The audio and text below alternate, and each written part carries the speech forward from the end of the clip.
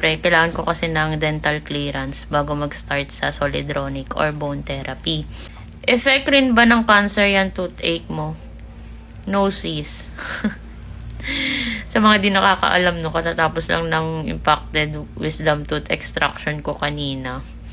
Ilang oras pa lang nakakalipas and ngayon nag-cold compress ako. Nakakain na rin ako mga sis. Nilutuan ako ni Christian ng lugaw. Lugaw pa lang ang pwede sa akin para malambot lang siya. And nahihirapan akong ngumuya. Kaya diretso lunok na. Hindi siya effect ng cancer mga sis. Sira na talaga yung ngipin ko.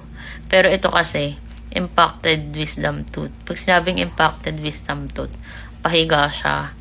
Syempre, kailangan ko kasi ng dental clearance bago mag-start sa solidronic or bone therapy. Bakit ko kailangan ng bone therapy?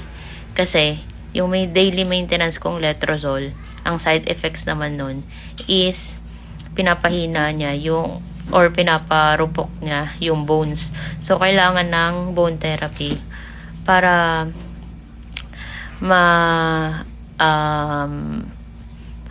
para sa bone health. 'Di ba? Para hindi matalo ng side effects yung bones ko.